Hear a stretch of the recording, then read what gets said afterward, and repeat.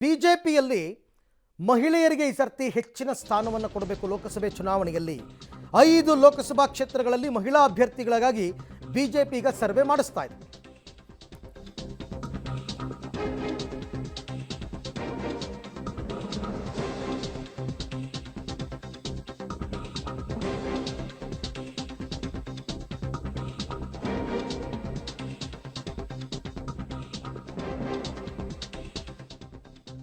ಐದು ಲೋಕಸಭಾ ಕ್ಷೇತ್ರಗಳಲ್ಲಿ ಮಹಿಳಾ ಅಭ್ಯರ್ಥಿಗಳಿಗೆ ಬಿಜೆಪಿ ಸರ್ವೆ ಕನಿಷ್ಠ 3 ಆದರೂ ಕೊಡೋಣ ಅಂತ.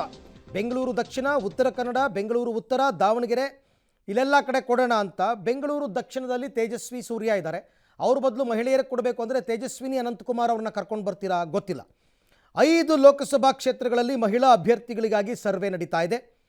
ಕನಿಷ್ಠ 3 ಕ್ಷೇತ್ರಗಳಲ್ಲಿ ಮಹಿಳೆಯರಿಗೆ ಟಿಕೆಟ್ ಕೊಡೋದಕ್ಕೆ ತಂತ್ರಗಾರಿಕೆ. ಈವನ್ ಕಾಂಗ್ರೆಸ್ ಅವರು ಈ ಪ್ಲ್ಯಾನ್ ಮಾಡ್ಕೊಂಡಿದ್ದಾರೆ. ಕಾಂಗ್ರೆಸ್ ಅವರು ಇನ್ನೂ ಜಾಸ್ತಿ ಕೊಡೋಣ ಅಂತ, ಬಿ ಜೆ ಪಿಯವರೊಂದು 3 ಆದರೂ ಕೊಡೋಣ ಅಂತ ಬೆಂಗಳೂರಿನ 2 ಕ್ಷೇತ್ರಗಳಲ್ಲಿ ಸರ್ವೆ ಮಾಡಿಸ್ತಾ ಇದೆಯಂತೆ ಬಿಜೆಪಿ. ಬೆಂಗಳೂರು ದಕ್ಷಿಣ, ಬೆಂಗಳೂರು ಉತ್ತರ. ಬೆಂಗಳೂರು ದಕ್ಷಿಣದಲ್ಲಿ ತೇಜಸ್ವಿ ಸೂರ್ಯ, ಬೆಂಗಳೂರು ಉತ್ತರದಲ್ಲಿ ಈಗ ಸದ್ಯಕ್ಕೆ ಸದಾನಂದ ಗೌಡರಿದ್ದಾರೆ. ಯಾವ್ದು ಚೇಂಜ್ ಆಗುತ್ತೆ ನೋಡೋಣ. 2ರಲ್ಲಿ 1ರಲ್ಲಾದರೂ ಮಹಿಳೆಯರಿಗೆ ಕೊಡೋಣ ಅಂತಕ್ಕಂಥ ಲೆಕ್ಕಾಚಾರ ಬಿಜೆಪಿದು. ಇನ್ನು ಉತ್ತರ ಕನ್ನಡ ಅನಂತಕುಮಾರ್ ಹೆಗಡೆ ಇದ್ದಾರೆ, ಅವ್ರಿಗೆ ಟಿಕೆಟ್ ಕೊಡ್ತಾರಾ ಇಲ್ವಾ ಗೊತ್ತಿಲ್ಲ.